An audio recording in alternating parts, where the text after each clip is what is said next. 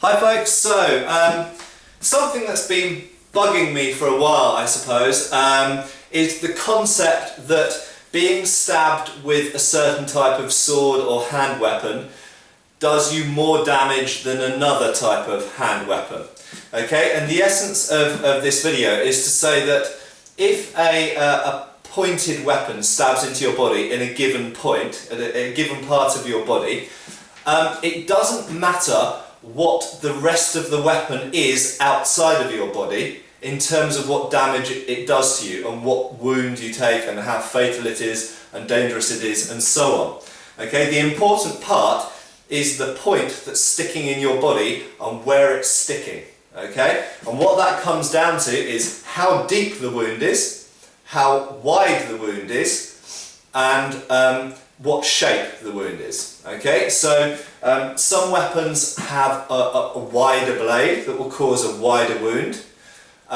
Some weapons have a thick or a certain section of blade, for example a triangular section blade, that will cause yet again a different type of wound that might bleed more internally or externally. But given the same depth of penetration, most hand weapons will do exactly the same damage to that same exact part of your body. Okay? So, for example, there seems to be an idea that I've encountered amongst some people that, for example, a rapier thrust that, say, penetrates 3 inches into one specific point of your body does more damage than, for example, a katana thrust that penetrates the exact same depth in the exact same point of your body. Well, clearly this doesn't make sense, because as far as your body and your biology is concerned, it's just a hole in your body. Okay, it's not a bullet that does a lot of sort of spinning around inside your body and internal damage and things like this. A bladed weapon forms a clean hole in and a clean hole out, unless, I suppose, you twist the blade. So let's take that, say we've got a 3-inch penetration at one point in my body from a rapier and a 3-inch penetration in my body from a katana. What's the difference? Well, the katana is a thicker blade and it's a wider blade, but it only has an edge on one side, whereas the rapier is a much narrower blade, usually at the point thinner as well, but it has 2 edges, so it's going to cut on both faces. So really the only difference between the wound that the 3-inch stab wound from the rapier will do and the 3-inch stab wound from the katana will do comes down to the width of the wound and the fact that one's got 1 edge and the other's got 2 edges. And, you know, for example, so let's take the spear, for example.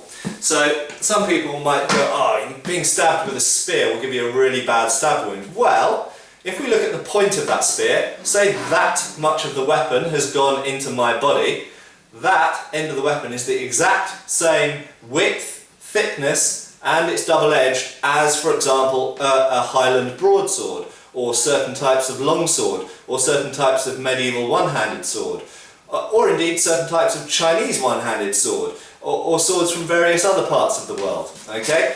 Or, think about this, a dagger, a knife.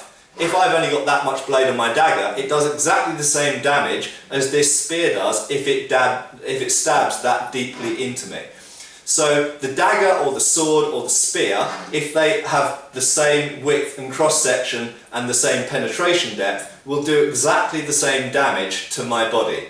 Okay, and we've got a spear here. We take a bayonet. This is a French 19th century bayonet. So it's a bit of a narrower point. So which of these will do more damage in my body if they stab to equal depths? Pretty much the same really, not much difference, they're both double-edged. There's a bit of width difference, but you know, not a huge amount. Then we take the katana, so we've got a bayonet here and a sword. What's going to do more damage if it stabs 3 or 4 or 5 inches into my body? Well, given if they're both the same depth, about the same amount of damage. Pretty much the same. And then equally, if we look at just a small folding knife, okay, a kind of pocket knife. This is a sort of medieval style pocket knife. Again, pretty much the same. If that much blade goes into my body, or that much of the bayonet, and this is would be connected to a rifle, goes into my body, it's going to do the same amount of damage. So it doesn't matter whether it's a knife, a dagger, a katana, a rapier, a bayonet, a spear, an arrow, or whatever, or part of a railing, or part of a car, or anything that penetrates my body. It's a penetrating injury. And what's really important, what's most important in terms of what damage it will do to me is how deep it goes, okay, and where it goes. And those two things are far more important than necessarily the width of the blade, or whether it's double-edged or single-edged. One final thing I want to say about that. So the big difference that you do get between weapons is the mass of the weapon and the speed that it moves at. So very simply, a blade will penetrate your body more deeply if it's either heavier or moving very quickly, okay? And clearly a light weapon, which has a narrow blade, will meet with less resistance going into your body, and so it might penetrate more deeply. So if we take something like a small sword, or if you imagine a sharpened fencing épée, for example, it will go straight through your torso in most areas, unless it hits a solid piece of bone like a vertebrae or something. It will go straight through your body and out the back pretty easily, because it's very thin, meets very little resistance. However, because it's very thin, it makes a very small hole through your body. So it's going to cause less bleeding damage, but if it goes through your heart, for example, then clearly you're going to be in big trouble. However, something quite a fat point, like the katana, is actually going to meet with a lot of resistance for two main reasons. One, because of the essentially blunt shape of the point. It's not a very acute point, not a very pointy weapon, and it's got quite broad, quite fat, but also the fact that it's curved. And when you push against a curved object, the force gets diverted off to the side. It's one of the reasons that sabres are not regarded as very good thrusting weapons, because when you meet resistance, it pushes your hand to the side because of the curved blade. So something like the katana is less likely to penetrate very deeply, but balancing that, it's quite a fat blade, so it will cause quite a big hole, which might cause quite a lot of bleeding.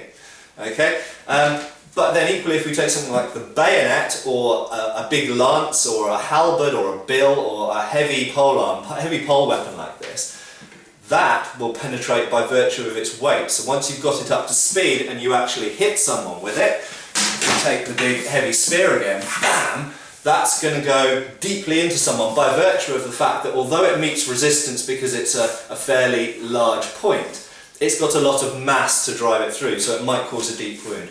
So really, when we're talking about different weapons doing different stabbing damage to you, you've got a few things to consider. The weight of the weapon, the cross-section of the weapon, and those two things can lead to a deeper wound. But saying that, for example, a rapier is more lethal in the thrust than a katana, well, if they both stab to 3 inches into my body, they're about the same.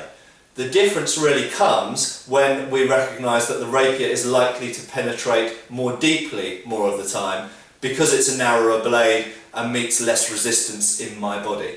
Okay? So, I hope that clarifies a few things. Thank you.